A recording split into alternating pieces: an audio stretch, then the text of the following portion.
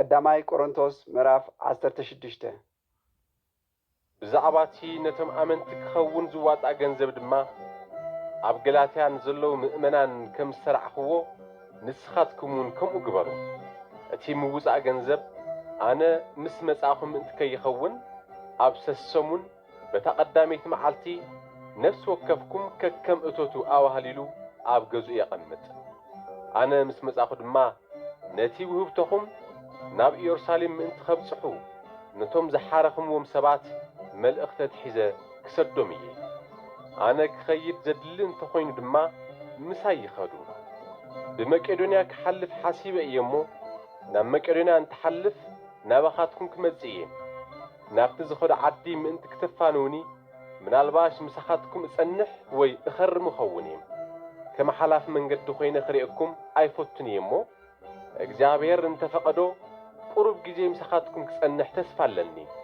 ግና ክሳዕ በዓል 50 ኣብ ኤፌሶን ክጸንሕ እየ።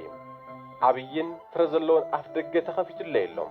ተጻረርተይ ግና ብዙሓት እዮም። ጢሞቴዎስ እንተመጸ ኸዓ ከምዚ ኸማይ ናይ እግዚአብሔር ስራሕ ይሰርሕ እሞ ብዘይ ዝኽፍታ ምሳኻትኩም ከም ዝቕመጥ ግበርዎም። ሓደ እኳ ኣይንዓቆም። ምስቶም ኣመንቲ ክመጽእ እጽበዩ ኣለኹ እሞ ዘድልየ ህብኩም ብሰላም ኣፋንውዎ።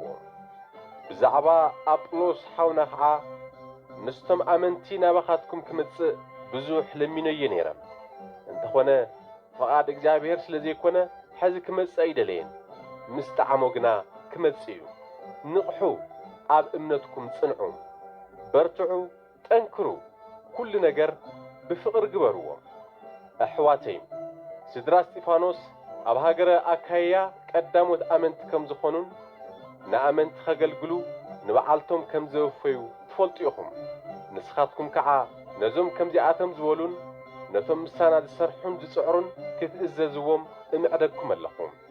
እስጢፋኖስን ፉርዱናቱስን ኣካይቆስን ብምምጽኦም ሕጉስ እየ። ክንዳኻትኩም ኮይኖም ነቲ ዝጐደለኒ መሊኦምለ እዮሞ።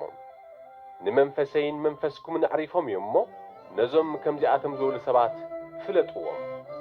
እተን ኣብ እስያ ዘለዋ ኣብያተ ክርስቲያን ሰላም ይብላኹም ኣለዋ።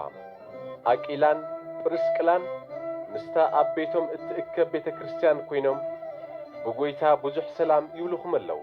ኩላቶም እቶም ኣሕዋት ሰላም ይብልኹም ኣለዉ። ብቅዱስ ሰላምታ ንስንሳትኩም ሰላም ተባሃሃሉ።